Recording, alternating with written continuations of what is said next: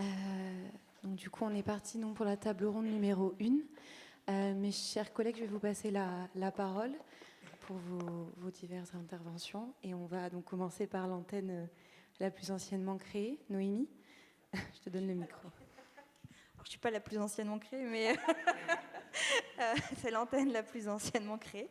Noémie Micoulet, je suis la coordinatrice de l'antenne Sud-Est qui a été créée en octobre 2018, précisément. Donc, ça fait à peine, on a fini la 5e année, on commence la 6e. C'était donc une première et ça s'appuyait sur le fait qu'on avait énormément de demandes et il y avait pas mal de programmes dans le Sud-Est. Je pense notamment à nos collègues du 84, du Vaucluse, qui ont fait et font un travail absolument remarquable de pouvoir mettre à disposition des mesures de justice restaurative et qui sont bien entendu, ne sont pas là. Il y a Magali Blasco, la directrice de la MAV, mais sinon les autres collègues... et il y a Martine Capou qui est de la PJ qui est là et qui viendra plus tard après vous parler de ce qu'elle fait pour les mineurs.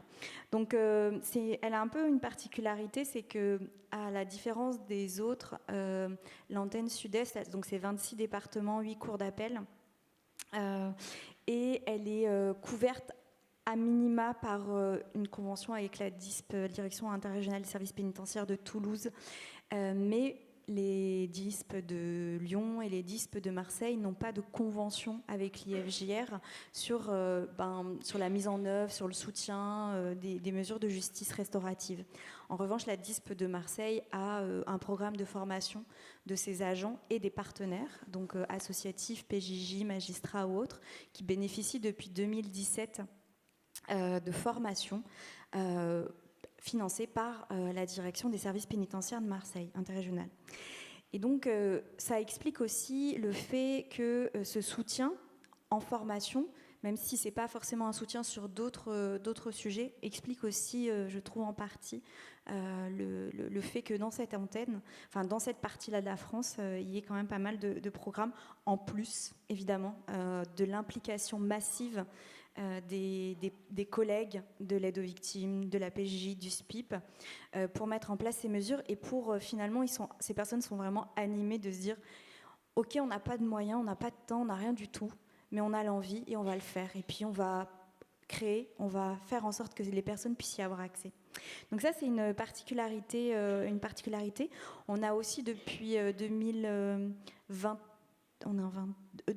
fin 2021, on a un partenariat avec la direction territoriale de la PJJ du Var et avec beaucoup de joie de mon côté de pouvoir vous dire que des mesures de médiation restaurative sont en cours. Enfin voilà, on a pas mal de choses. Dans cette antenne, il y a beaucoup de demandes. Vraiment en termes de supervision, en termes d'accompagnement, en termes d'accompagnement sur les programmes, aussi en termes de médiation animée à la subsidiarité. Et ce qui a animé le début de la construction de l'IFJR, à savoir on parle d'une horizontalité dans la mise en place des programmes, c'est-à-dire qu'on se dit qu'on ne part pas des public, mais on parle pas des services, mais on parle des demandes. Et finalement, on commence à arriver progressivement au sein de Sainte-Antenne à avoir des conventions avec les tribunaux judiciaires qui ne travaillent plus par type de mesure, par type de service, mais qui partent des demandes. Et je pense notamment à des programmes comme l'Ain, dans le 01, je pense à l'Isère, et je pense notamment à venir aussi la Savoie et la Haute-Savoie qui sont pour 2023 dans cette dynamique-là. Donc on a une belle dynamique, c'est-à-dire vraiment ce qu'on a cherché depuis le début à l'Institut. Arrêtons de penser que la justice restaurative, c'est la pénite d'un côté, l'aide aux victimes de l'autre, la PJJ de l'autre, mais de se dire on travaille ensemble pour offrir à des publics des mesures de justice restaurative. Et ça se concrétise vraiment. Je vais pas trop... Enfin, je vais vous dire qu'il y a un atelier sur ce qu'il se passe dans le 38 notamment, et vous dire que par exemple des professionnels de la PJJ et de l'aide aux victimes accompagnent des mesures qui sont orientées par le SPIP. ou à l'inverse, des professionnels et donc avec un public majeur, ou à l'inverse, dans le 01, des professionnels du SPIP qui accompagnent et de l'aide aux victimes qui accompagnent des mesures qui sont des mineurs, etc. Donc, vous dire que on parle de médiateurs en justice restaurative et on sort de l'idée de tuer du SPIP, tuer de la pénitentiaire, etc., ou de la pénitentiaire, de l'aide aux victimes ou de la PJJ notamment.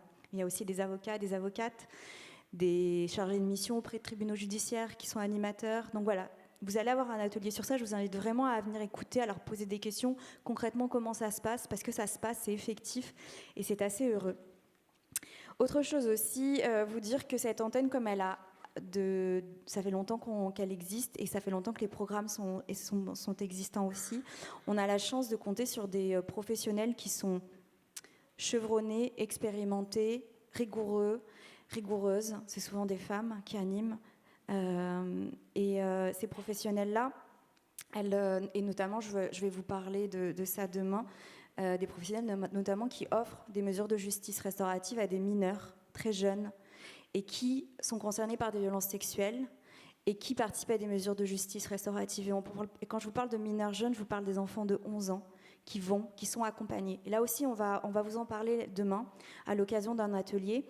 Et je pense que c'est parce que cette antenne, on a de l'expertise, on a de l'expérience, que j'ai la chance de savoir où est-ce que je vais d'un point de vue de la méthodologie, dans la rigueur, dans l'accompagnement des personnes, et que les professionnels aussi le savent et sont très bien formés, qu'on est capable aussi d'aller accompagner des publics à qui on n'irait pas forcément proposer, envisager une mesure de justice restaurative, même si ces personnes, victimes, mineurs, majeurs, auteurs, devraient en bénéficier.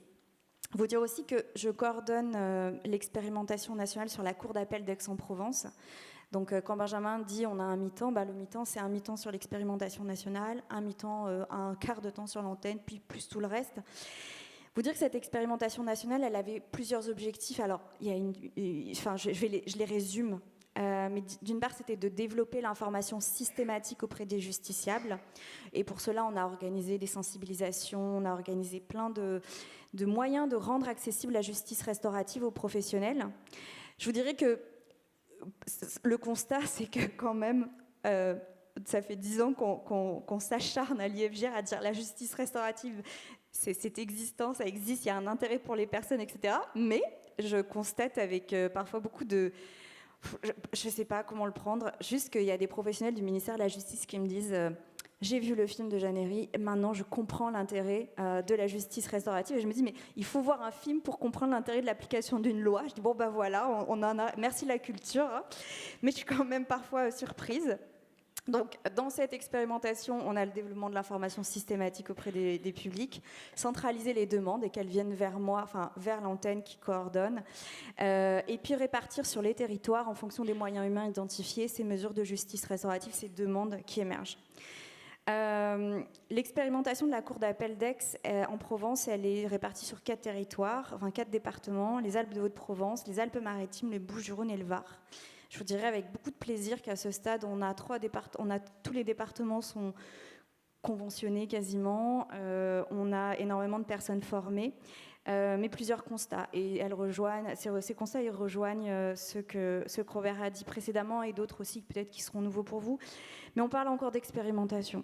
Et en fait, de la justice restaurative, alors qu'en fait, on devrait plutôt parler de l'expérimentation, de la coordination. Parce que l'expérimentation de la JR, c'est fini. On sait que ça marche, on sait qu'on a des retours. En fait, on sait comment le pratiquer. Mais on manque encore de coordination, on manque encore de temps. Vous dire aussi que parler de justice restaurative, c'est convaincre tout le temps.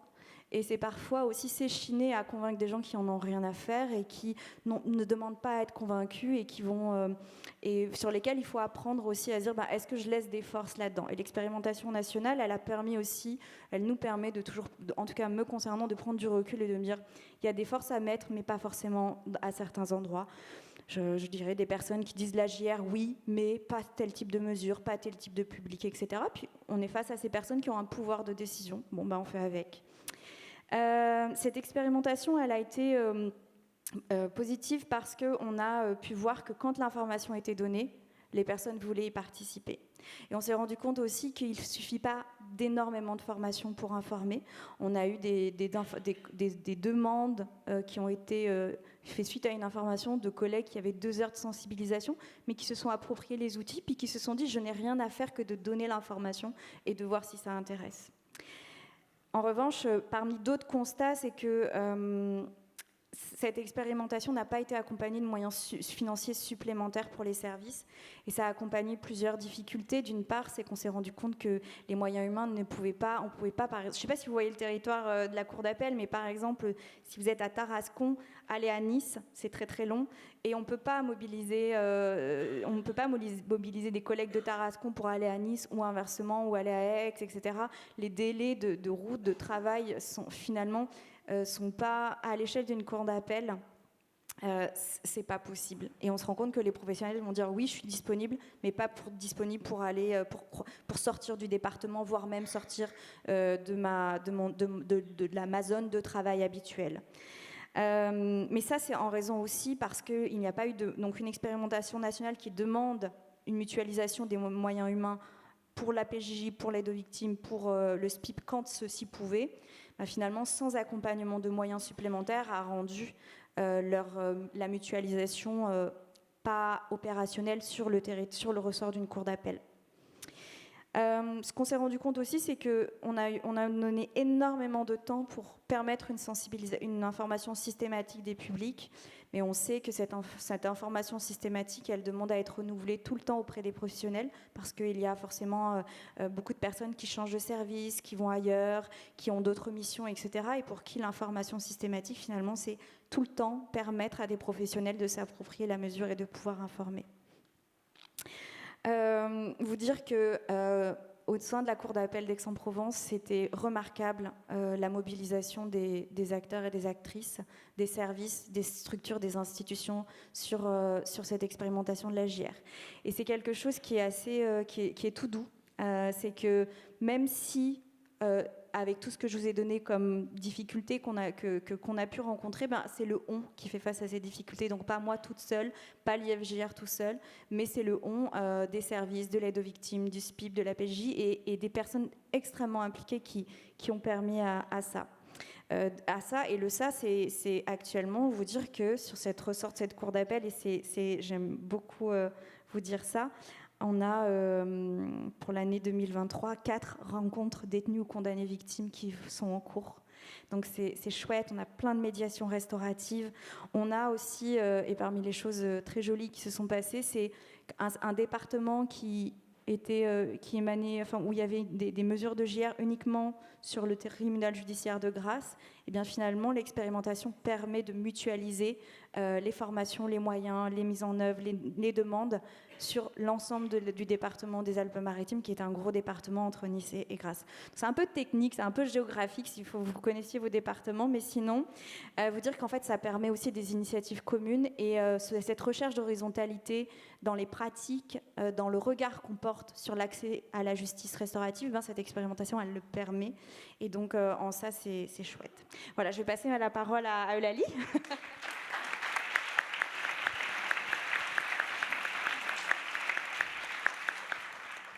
Rebonjour, je me représente, donc Eulalie Spichiger, donc l'antenne coordination de l'antenne sud-ouest de l'IFJR. Antenne créée juin 2019, donc il y a environ 4 ans. Avant l'été, ça a fait 4 ans. On était 1,5 temps plein, donc avec ma chère collègue, notre chère collègue Émilie Matignan, qui est partie vers de nouveaux horizons à la rentrée. Donc ce dont je vais parler, je ne l'ai pas fait tout seul du tout. On était 2, Émilie a beaucoup contribué. Même plus que moi, elle était là avant moi. Il y a 2 particularités sur l'antenne sud-ouest. La première, c'est les relations avec les DISP, les directions interrégionales des services pénitentiaires. La deuxième, c'est l'expérimentation de la cour d'appel, donc Aix-en-Provence et Toulouse. C'était dispatché comme ça.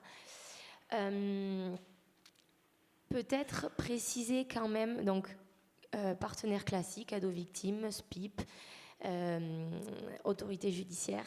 Pour le sud-ouest, j'ai très très peu la PJJ. J'ai un département qui est le Tarn, je le cite. Il y avait Toulouse, on peut les applaudir. Il y avait aussi Toulouse, mais avec le turnover aussi, il y a aussi ça à prendre en compte. Bon, il n'y a plus Toulouse. Donc, sur une vingtaine de départements, je n'ai qu'un département au niveau de la PJJ qui fait de la justice restaurative. Donc, quand je vais parler, moi, c'est plus SPIP, aide aux victimes et autorité judiciaire. Donc, je vous parlais de première particularité, c'est les DISP.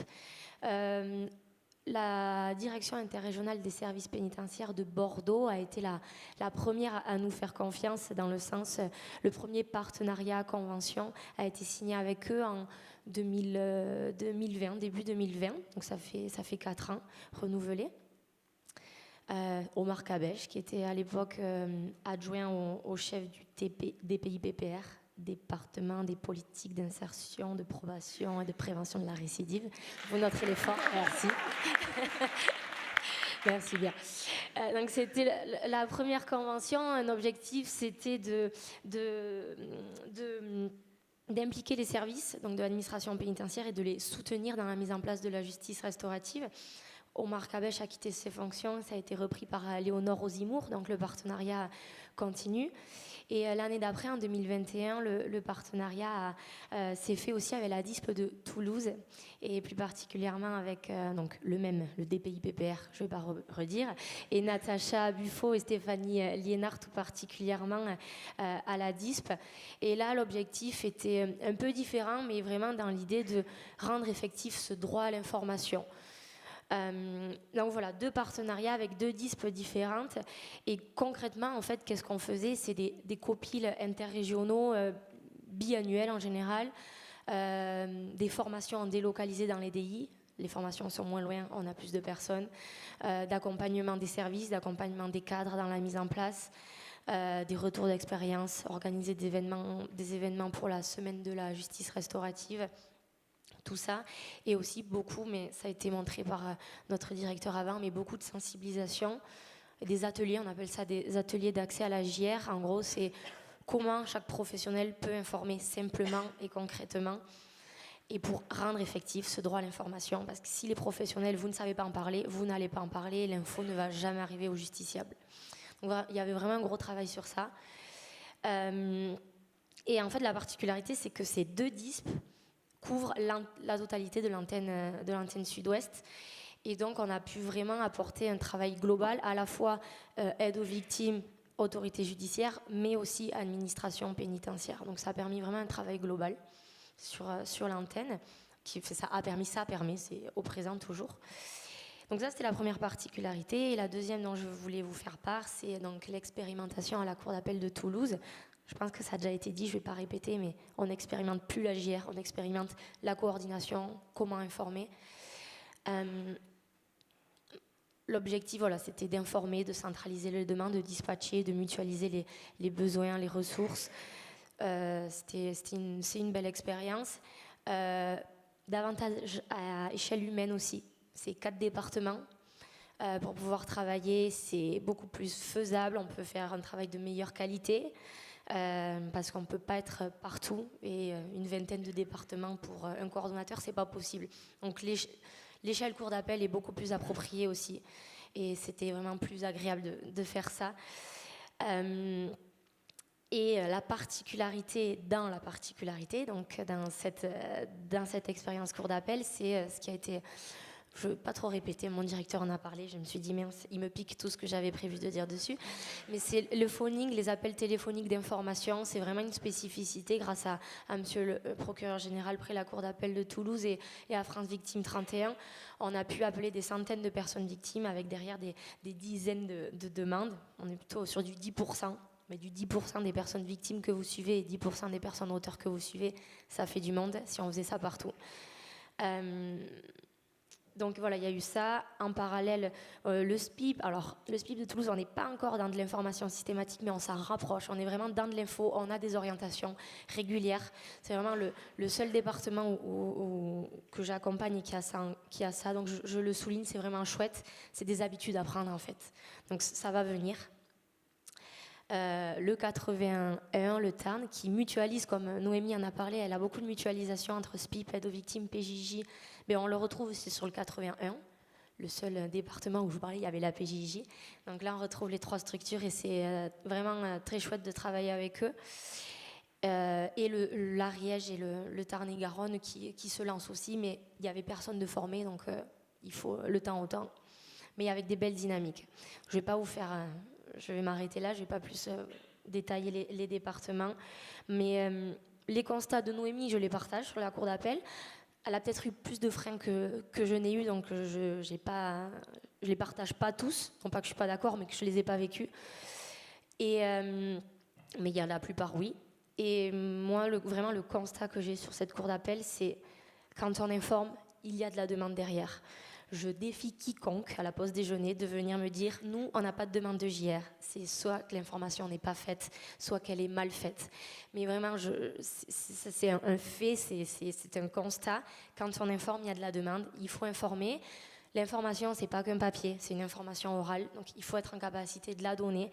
On est aussi là pour ça, pour former les professionnels à informer. Utilisez-nous. Mais il faut rendre ce droit accessible. Donc, voilà. Et puis, mon dernier mot, ça sera pour remercier mes collègues du terrain, des DISP, des cours d'appel, avec qui on fait un bon travail. Et comme le disait Noémie, sans vous, on n'est rien. Donc, merci beaucoup. C'est un plaisir de travailler avec vous sur le terrain.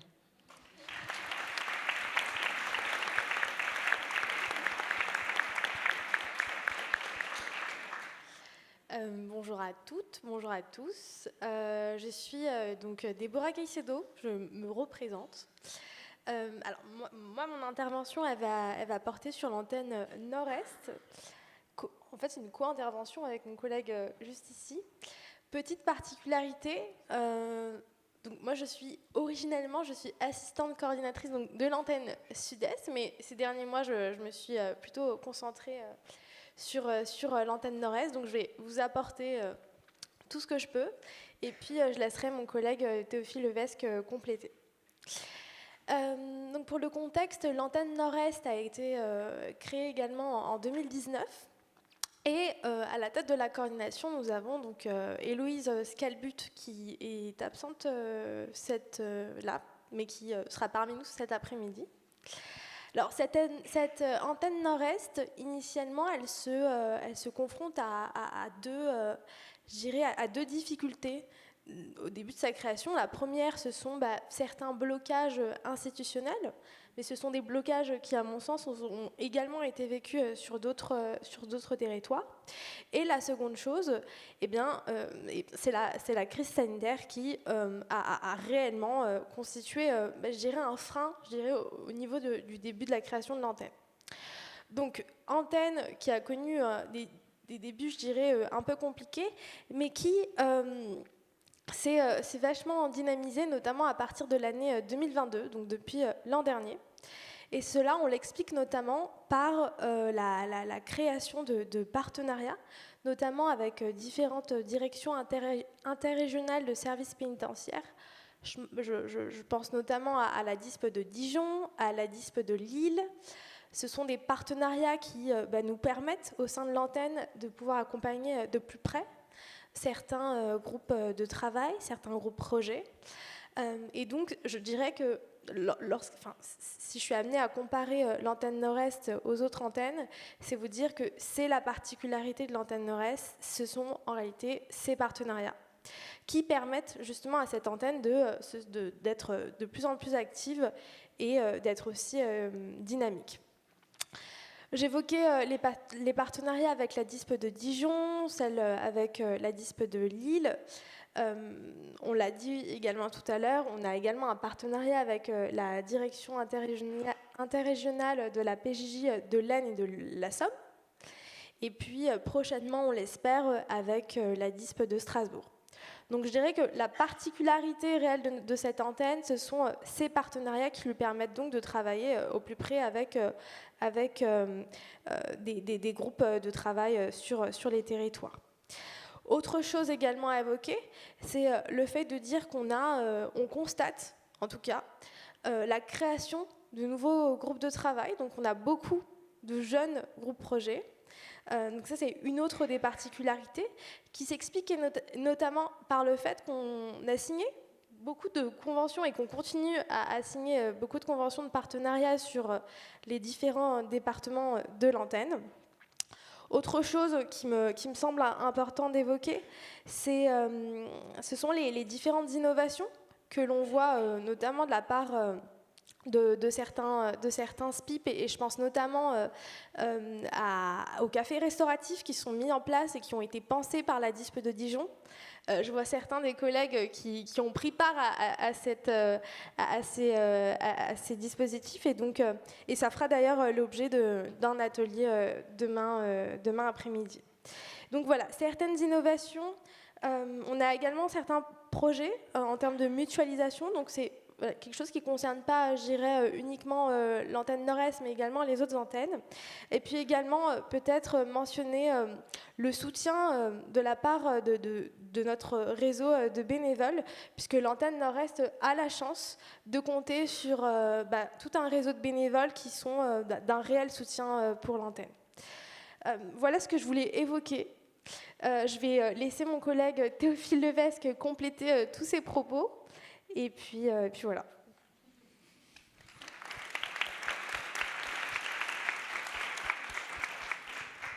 Merci beaucoup Déborah, donc tu me mets par la charge de me présenter, ce que j'aime pas du tout, merci beaucoup. Donc effectivement, on est plusieurs sur cette antenne Nord-Est, mais jamais en même temps, donc c'est la difficulté aussi. C'est la difficulté de la pratique, ce qui fait que ça a pu être assez intense cette année, en tout cas, tu l'avais dit aussi sur l'année 2022, où on a eu un gain d'activité sur cette antenne Nord-Est, qui est en fait majoritairement un territoire qu'on pourrait qualifier d'hétérogène, si on prend en compte toute l'antenne Nord-Est, en fait, qui s'étale donc.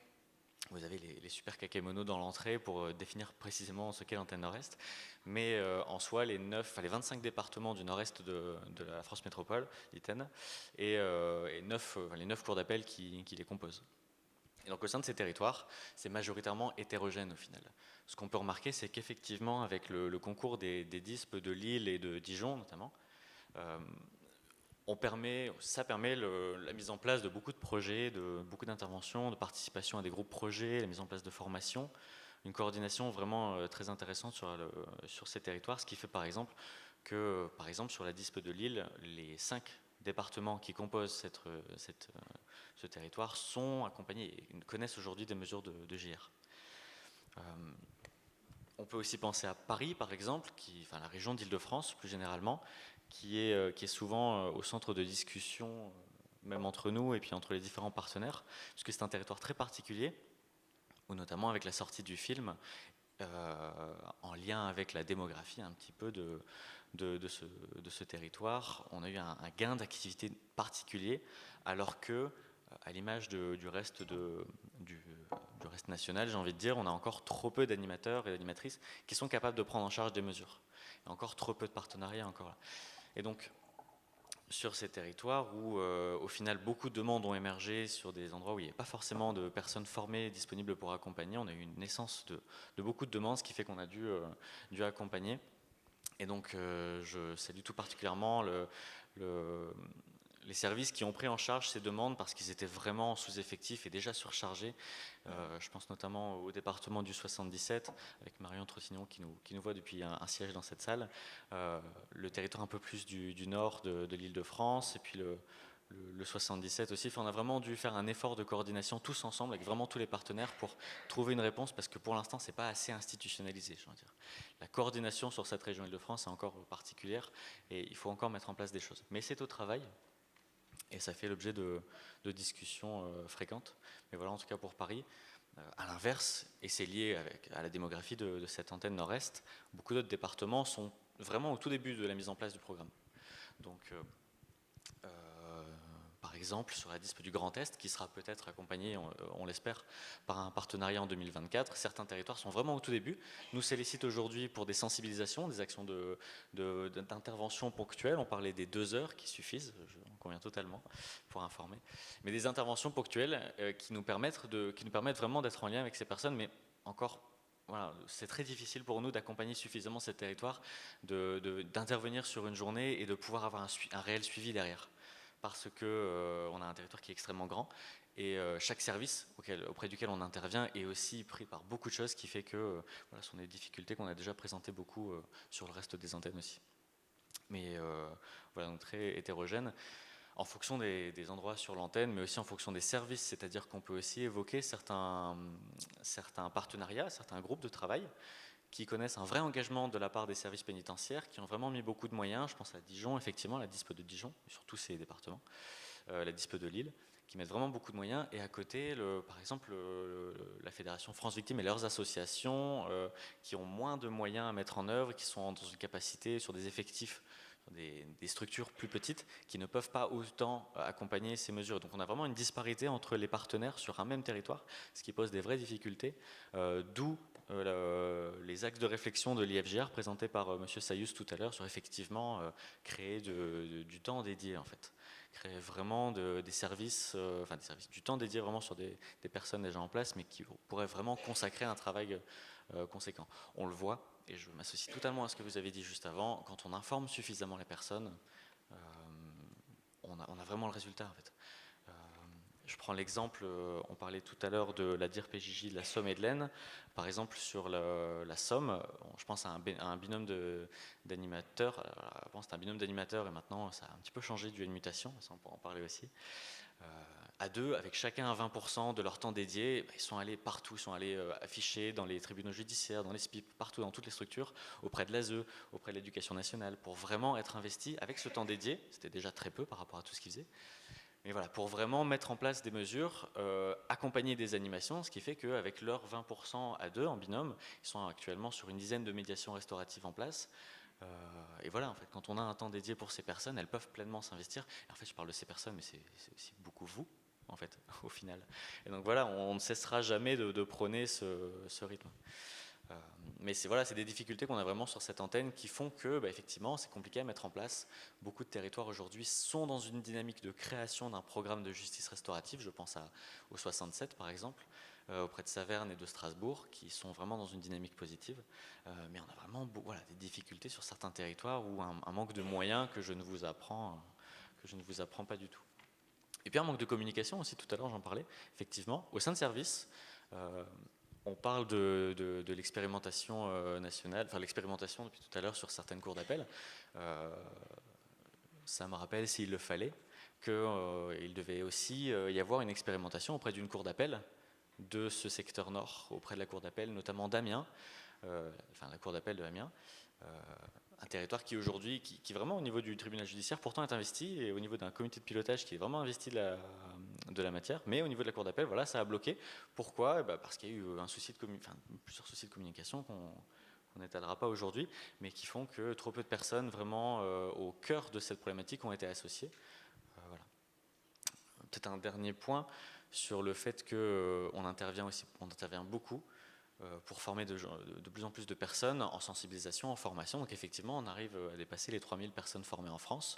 Et ce qu'on se rend compte, c'est que si on pouvait suffisamment former, s'il y avait une information suffisante des personnes par la suite, on aurait correctement ces orientations. Alors, l'idée n'est pas du tout de blâmer les personnes formées qui ne peuvent pas retrouver de personnes derrière en orientation, mais bien de comprendre pourquoi. Qu'est-ce qui amène vraiment ce défaut d'orientation qui est aujourd'hui le premier levier, le premier frein à lever, en tout cas sur notre antenne, je pense sur le territoire de mes collègues aussi, c'est vraiment un enjeu majeur. Donc voilà ce qu'on peut dire sur cette antenne qui, malgré ses difficultés, reste quand même une antenne qui connaît beaucoup de très belles initiatives que je salue, qui ont été vraiment très développées en 2022, cette année en 2023. On est sollicité par plein de gens qui nous disent, comme vous, à quel point c'est compliqué de dédier du temps, de trouver de l'énergie pour ça, d'arriver à convaincre. Voilà. On a aussi beaucoup de directions qui sont impliquées là-dedans. C'est pas toujours l'idée de taper sur les personnes qui nous laissent pas de temps, qui nous laissent pas. Mais non, bien sûr que non. À chaque fois, c'est une histoire de considération, mais au bout d'un moment, il faut que ça cesse. Il faut qu'on se recentre sur le principal qui est il faut informer. Voilà. Informer et ensuite garantir la mise en place de mesures. Voilà. Merci beaucoup.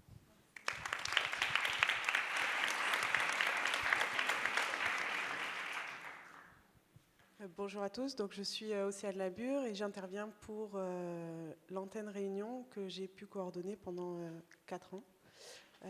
J'interviens avec Émilie Leport, qui est ma collègue sur la Réunion. Peut-être pour commencer, vous dire que la justice restaurative à La Réunion, ça a commencé dès 2015 où les partenaires ont mené, donc partenaires, c'est les associations d'aide aux victimes, le SPIP et l'établissement public pour la santé mentale aussi à La Réunion, qui ont pu collaborer pour mettre en place 2 rencontres détenus victimes. À la suite de cette mise en place, il y a des évaluations qui ont pu être menées et qui ont vraiment montré les résultats positifs pour les participants, pour les professionnels, mais qui ont aussi montré le besoin d'un appui. Donc c'est quelques années plus tard que le poste de coordination en 2019 a pu être créé. La Réunion, c'est un tout petit territoire, donc c'est un département. Par rapport aux collègues, voilà, on travaille différemment du coup. C'est un territoire qui est 3 fois plus petit que la Corse, voilà, 2 fois plus peuplé. On a quand même du monde dessus. La particularité du coup se situe à ce niveau puisqu'on ne va pas du tout travailler de la même manière. On va vraiment proposer un travail de proximité. On est financé donc par le SPIP d'une part sur les missions de l'IFJR et on est aussi financé par le SADJAV pour des missions plutôt locales. Ce qui fait qu'à La Réunion, on a vraiment un guichet unique. Il y a un numéro, une adresse mail pour pouvoir avoir un interlocuteur justice restaurative. Voilà. Ce qui est important aussi de noter, c'est l'information. Sur l'information, on intervient auprès du public, auprès des professionnels. On a réussi à réaliser un schéma départemental de l'information qui a été validé en 2023. Donc, on a une information écrite qui a été systématisée dans les PV d'audition pour les personnes victimes, dans les PV d'audience sur certaines audiences. On a une information orale puisqu'on arrive vraiment à rencontrer les professionnels qui vont donner l'information. Les magistrats vont donner une information orale pendant les audiences, les CEPIP pendant l'exécution de la peine. On a aussi toutes les structures qui vont s'occuper des stages de responsabilisation, etc., qui vont pouvoir intégrer l'information de la justice restaurative aussi à ce moment-là. Tout ce qui est aide aux victimes. Voilà, on a vraiment une information assez complète sur La Réunion. Est-ce que j'oublie des choses? La PJJ aussi, bien sûr, fait partie de ce schéma départemental aussi. Donc ça, c'est une première chose. On a...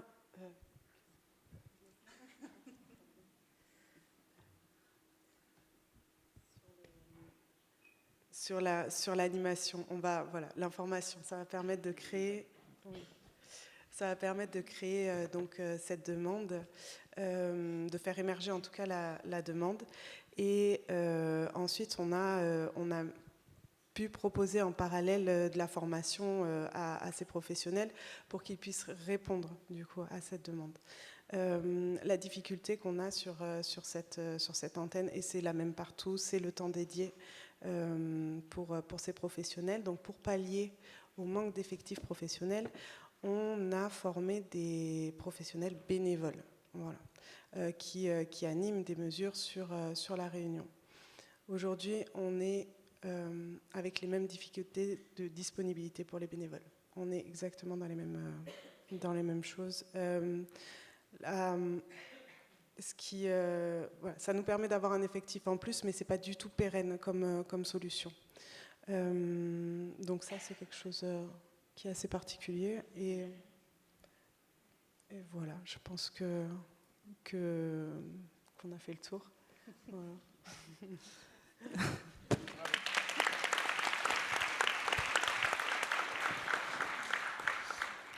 Donc je me représente pas, hein, mais du coup sur le modèle de l'antenne majeure réunionnaise, pardon, j'ai un cerveau un peu plus vieux, j'ai besoin de mes notes en fait pour. L'IFJR du coup a obtenu des financements de la PJJ dans le cadre de l'expérimentation nationale sur 3 ans auprès des mineurs auteurs.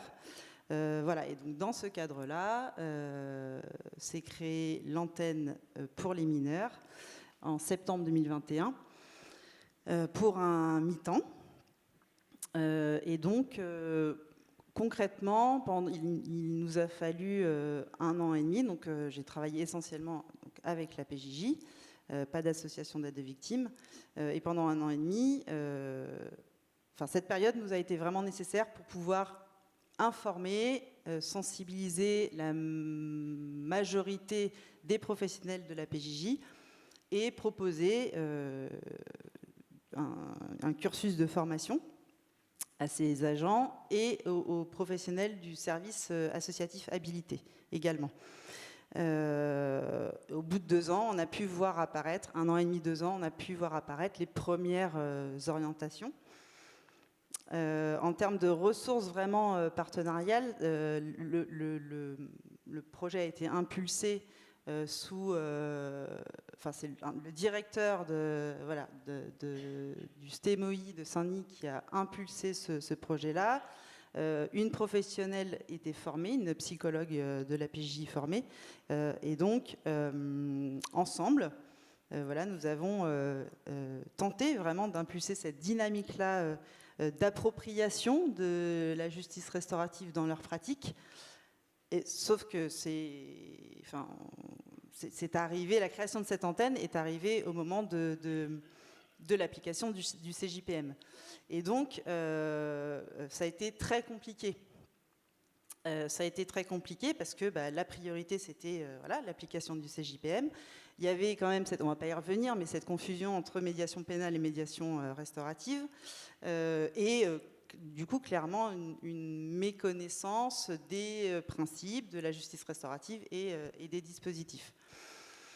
Malgré tout, donc en 2022, quelques professionnels se sont formés à l'animation et ont porté la référence vraiment justice restaurative dans quelques structures et ont facilité l'intégration de cette approche-là dans la culture professionnelle PJJ. Et donc, depuis 2023, plusieurs orientations. L'antenne a reçu plusieurs orientations. Mais encore trop peu d'animations ont démarré.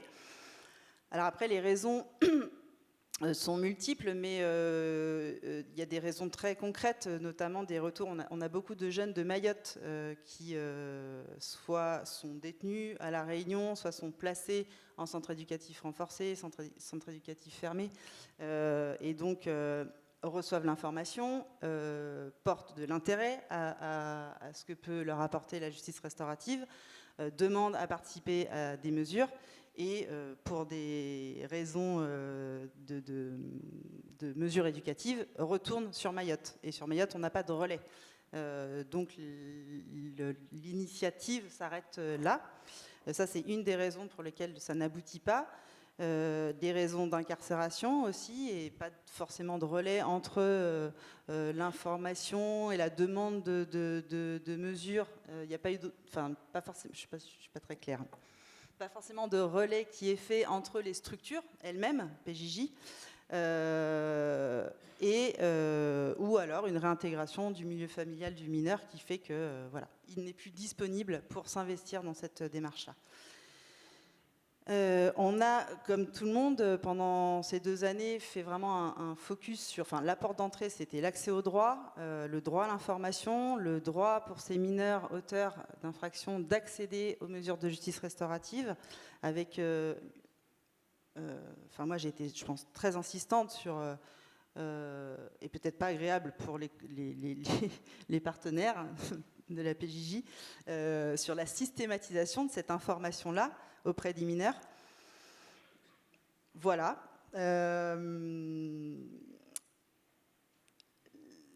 en conclusion, c'est la mienne, mais je pense que c'est celle de tout le monde, la création de programmes de justice restaurative sur un département, sur un territoire, elle dépend vraiment en grande partie du portage institutionnel, de volonté individuelle aussi.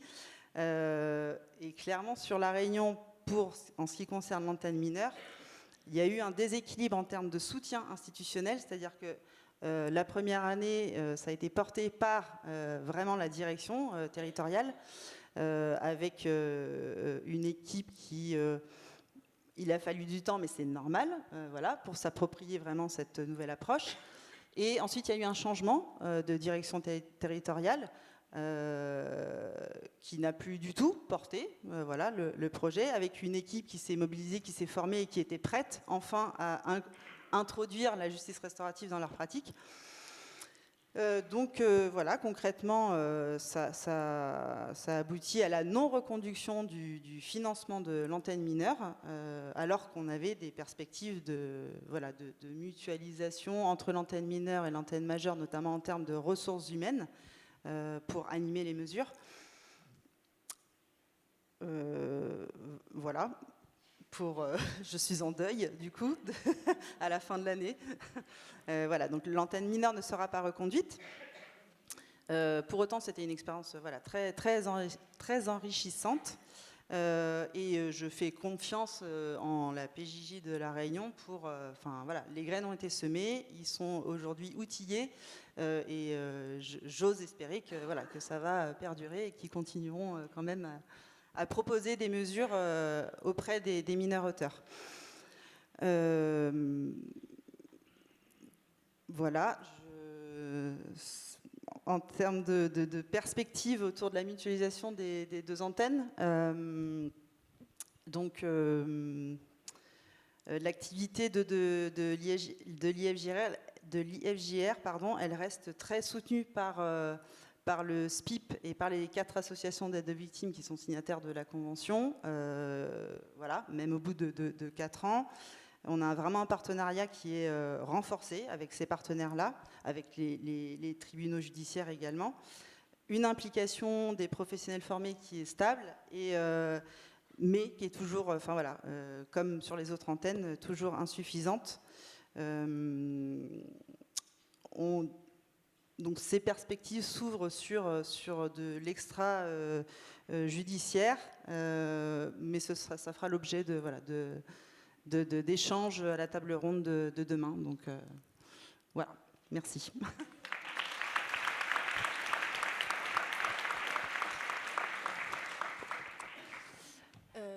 Donc Pauline Viau, coordinatrice de l'antenne Nord-Ouest. Donc mon intervention va être beaucoup plus courte que celle de mes collègues puisque l'antenne vient d'être créée là en octobre. Donc ce que je vais faire, c'est que je vais plutôt vous présenter justement l'antenne qui, du coup, la zone d'intervention de l'antenne Nord-Ouest va regrouper la région Bretagne, la région des Pays de la Loire, les départements du sud de la Normandie, donc la Manche, le Calvados et l'Orne, plutôt l'ouest de la région Centre-Val de Loire, donc l'Eure-et-Loire, le Loir-et-Cher et l'Indre-et-Loire. Et enfin, les départements du nord de la Nouvelle-Aquitaine, la Charente-Maritime, la Charente, la Haute-Vienne, la Vienne et les Deux-Sèvres. Donc ça regroupe 3 DISP et 8 cours d'appel. Donc là, tout d'abord, on est ravis qu'il y ait enfin une antenne dans le Nord-Ouest. Surtout que mes collègues ont pu aussi me dire que depuis le film de Jeannery, ils ont reçu énormément de demandes de personnes souhaitant participer à des mesures de justice restaurative et se trouvant dans cette zone du Nord-Ouest. Donc là, maintenant, mon travail, ça va être de prendre contact avec les partenaires, de venir vous rencontrer, de faire le point sur où vous en êtes au niveau de la justice restaurative dans vos départements, quels sont vos besoins, vos attentes en matière de sensibilisation, de formation, et pouvoir vous accompagner dans le développement de la justice restaurative dans vos départements. Voilà à peu près les nouvelles missions. Alors, Du coup, ça va là, dans les semaines à venir, c'est ce qui va se passer. Et au niveau de l'antenne, on a également un projet, mais ça, on y reviendra demain plus en détail, concernant les maltraitances envers les personnes âgées et ou en situation de handicap. On y reviendra en détail demain après-midi. Voilà pour moi.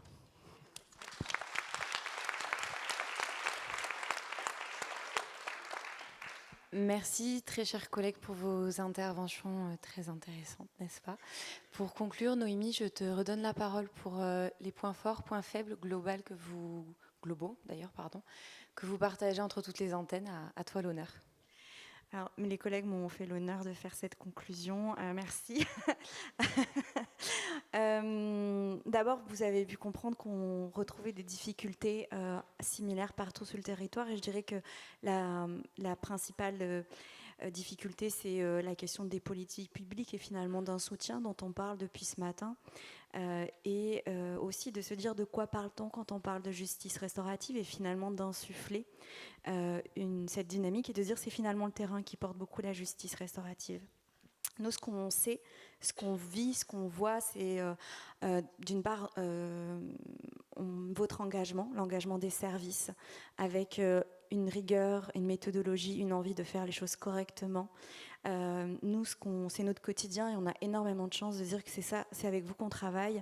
Vous êtes là et puis les collègues qui n'ont pas pu venir, mais on voit que vous voulez faire les choses bien et vous nous autorisez à vous accompagner, vous nous faites confiance pour ça. Ça nous permet aussi de notre côté de développer des compétences, de développer une expertise et cette expertise, elle est précieuse. Pour nous, à titre individuel, professionnel, mais surtout de manière générale, elle est précieuse parce qu'on sait que d'un point de vue méthodologique, d'un point de vue des pratiques professionnelles, on est en train d'ancrer la justice restaurative en France. Et par votre confiance, par votre implication. Et nous, on a un engagement sans faille sur la justice restaurative. Ça nous meut. C'est ça qui fait aussi de nous des meilleures personnes, des meilleurs professionnels. Et voilà, vous dire qu'on est heureuse de vous former, on est heureuse de vous accompagner et on s'estime très, très, très chanceux. Donc, tout ce qu'on vit au sein des antennes, c'est des choses qu'on comprend que vous vivez aussi. Donc, on n'est pas déconnecté de vos pratiques et on vous remercie, je pense, chaleureusement de votre confiance. La confiance que vous nous témoignez pour vous accompagner, pour parfois vous challenger, parfois vous formez parfois, et c'est parfois pas facile parce que ça vient amener des choses, on le sait, qui remuent, changer de posture, en apprendre une nouvelle, travailler en horizontalité, travailler avec des services, des personnes avec lesquelles on n'a pas l'habitude. Comment ? Et des formateurs très compliqués. Non, mais sachez en tout cas que en dehors de là, ce qu'on voit, nous on a cette chance-là aussi, c'est qu'on a une vision qui est un peu plus globale et on voit que les personnes, elles en ressortent avec les personnes victimes, les personnes auteurs, c'est pour elles qu'on fait ça. Elles en ressortent avec des perspectives, elles en ressortent avec des bénéfices. Et si nous, toutes et tous ensemble, on peut permettre ça, c'est notre plus grande réussite, notre plus grand cadeau. Donc voilà, donc on est tous hyper investis, on sait que vous l'êtes aussi. Et voilà, merci à vous. Merci.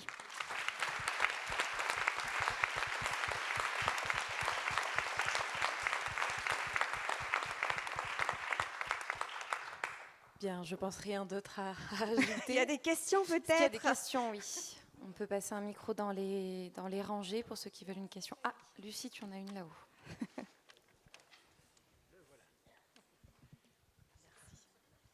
Ah, c'est bon. Oui, vous m'entendez, c'est bon ? Oui. Bon, donc bonjour à toutes et tous. Donc Stéphanie Liénard de la DISP de Toulouse.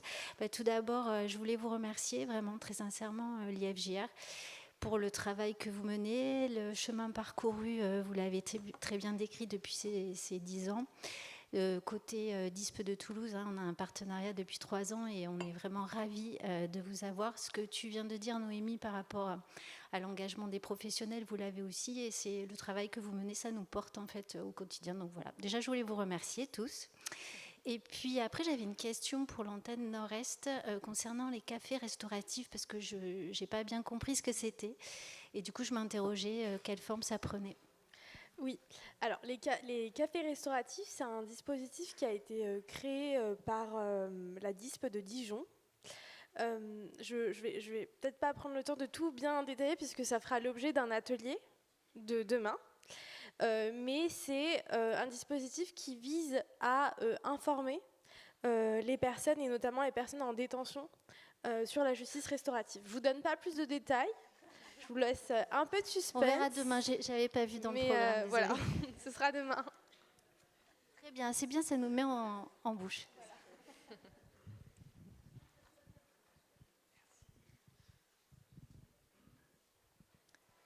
Est-ce qu'il y a d'autres questions ou est-ce que tout le monde a faim? Il y a Anne-Laure. Anne-Laure, pardon. Bonjour, donc moi je suis Anne-Laure Dahl, je suis CPIP à Grenoble. Je voudrais savoir qu'est-ce qui fait qu'une DISP signe un partenariat ou pas? La volonté. Alors, oui, j'imagine que c'est des fléchages. Mais je pense que maintenant, tu as identifié Stéphanie. Tu peux aller lui poser la question. Il y a un dîner un déjeuner, là. Non, vraiment, c'est une volonté. Tu n'as pas les clés pour... J'aimerais tellement avoir les clés pour plein de choses, mais je n'ai pas toutes les clés. Il y a Déborah qui veut dire un truc. Oui, je me permets juste d'ajouter quelque chose. Je pense qu'en effet, il y a la volonté, mais aussi la volonté de se lancer avec nous. Pour ce qui concerne le Nord-Est, le premier partenariat, et je parle sous le contrôle de mon collègue, c'est quand même la DISP de Dijon. Et en fait, on voit que grâce à ce premier partenariat, il y a de nouvelles DISP qui s'intéressent parce qu'il y a des échanges aussi en interne et ça joue énormément. Donc je pense que dans un premier temps, en effet, il y a la volonté voilà, de s'engager et d'inscrire aussi ces territoires sur de la justice restaurative. Mais il y a aussi, je pense, le soutien en interne et les échanges qu'il peut y avoir. Donc voilà, simplement, je voulais juste ajouter ça. Et Théophile veut ajouter quelque chose.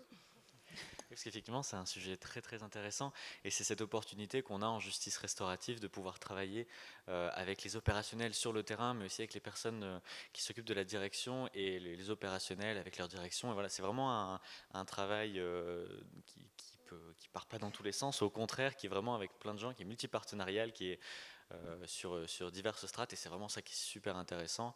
Et donc oui, effectivement, ce qui crée un partenariat au final, c'est la volonté, et la volonté commune en fait, ce qu'on arrive à tisser ensemble, en comprenant que quand on parle de il faut du temps, il faut des moyens, mais c'est pas parce que les directions bloquent, parce que les directions ont aussi leur blocage. Donc c'est vraiment cette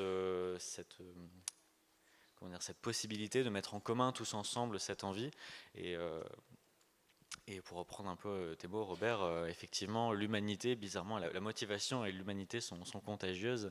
Et ça, c'est une bonne nouvelle, qu'on puisse quand même répondre ça à ce niveau-là. Et ouais, c'est ce qu'on voit sur les terrains. Oui, bonjour. Corinne Beaufort-Garoude, je suis avocate sur Grenoble et animatrice de justice restaurative. Et donc, on intervient dans le groupe projet Isère. Je profite de cette table ronde qui est en plénière sur le développement de la justice restaurative pour poser une question qui correspond à ma corporation, on va dire. J'entends qu'à l'initiative de la plupart des conventions de partenariat, nous avons la DISP, la DTPJJ, les associations de France Victimes. Quid des barreaux? Je crois avoir entendu que la bâtonnière de Pau était présente. Je ne sais pas ce qui se passe sur Pau. Donc sur Grenoble, la particularité, c'est que notre convention, effectivement, est signée avec l'Ordre des avocats de Grenoble. Et c'est pareil aussi à Bourgoin-Jallieu, à Vienne, qui sont les 3 juridictions qui se rattachent à la Cour d'appel de Grenoble. Et j'avais une question sur... Valence aussi, oui, effectivement. Donc ma question, c'était quid de la Cour d'appel de Pau ou des autres cours d'appel avec lesquelles vous êtes en contact? Merci Corinne. Donc il y a un atelier où Corinne va intervenir demain, c'est ça, sur la mutualisation dans l'Isère. Et vous voyez qu'ici, c'est hyper intéressant. Quid, je vais juste parler de ma partie. De l'autre partie, les barreaux sont moins investis que les vôtres dans l'Isère. Il y a un investissement, mais il y a de l'intérêt. Mais c'est après la question de comment on passe de l'intérêt à quel type de mobilisation. Et ça renvoie aussi aux questions de quelle est la place de l'avocat et comment les avocats veulent se positionner. Et ça, à chaque fois, c'est très différent en fonction des barreaux, des politiques au sein des barreaux, des relations des barreaux avec les tribunaux judiciaires, les assauts d'aide aux victimes, le SPIP, la PJJ, etc. Donc, ce que vous faites, je vous souhaite d'aller voir cet atelier. Il va falloir vous dédoubler, les amis, parce que vous n'allez pas pouvoir tout faire, mais voilà. Mais en tout cas, de notre point de vue, il y a un intérêt. Il y a parfois un soutien dans les organisations d'événements, de sensibilisation. Je vous donnais juste un exemple. Le barreau de Marseille a organisé l'année dernière une formation obligatoire pour les avocats, qui sont les avocats pour les personnes victimes, une association de 400 avocats, et la formation, la sensibilisation à la GIR était obligatoire pour ces avocats. Et pareil, cette année, le barreau a organisé la nuit du droit qui portait sur la justice restaurative et a mis à disposition la maison des avocats pour la GIR. Mais c'est pas un investissement conventionné. Voilà, je vais te laisser prendre la parole, Olé, je sais pas si... Oui. Vous êtes Madame la bâtonnière.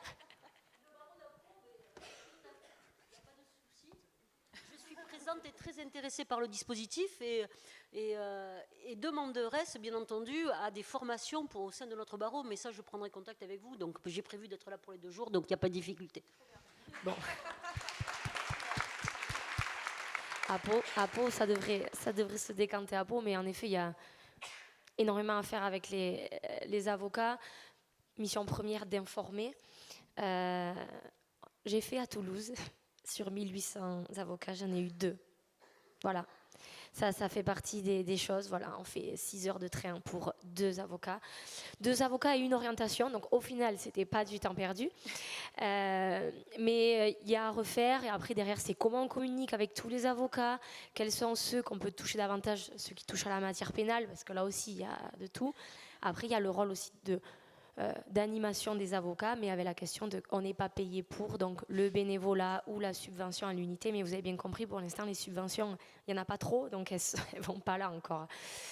Mais il y a énormément à faire avec les avocats et c'est vraiment bien que vous soyez là et que vous montrez que les avocats peuvent aussi s'investir de la question, donc merci d'être là et merci de vous investir sur ça. Oui, juste rajouter un point parce que je serais injuste de ne pas le dire et pas parce que j'aurais oublié, mais on a aussi le barreau de Valence. Donc Valence, c'est dans la Drôme, c'est à côté de l'Isère. Et il y a un réseau des acteurs du Dauphiné en justice restaurative où certains barreaux sont signataires, font partie de ce réseau. Et prochainement aussi, il y a des initiatives avec les acteurs locaux, là ici Remède, qui est l'association d'aide aux victimes du 26, sur l'organisation de sensibilisation auquel nous on se joint et on accompagne Remède dans cette sensibilisation pour sensibiliser des avocats, des avocates. Donc ça prend par plein de bouts différents, mais c'est là. Et souligner que, en fait, on constate qu'on a de plus en plus d'orientations qui viennent d'avocats, mais de façon très individuelle. Mais c'est vraiment quelque chose qu'on voit assez récemment. Ça veut dire quand même qu'individuellement, il y a un certain nombre d'avocats qui s'emparent de la question. Mais c'est vrai qu'effectivement, par contre, de façon collective, c'est peut-être moins. Mais petit à petit, ça vient. Messieurs, dames, il est 12h30. Nous sommes pile poil dans le timing. Voilà. Merci pour...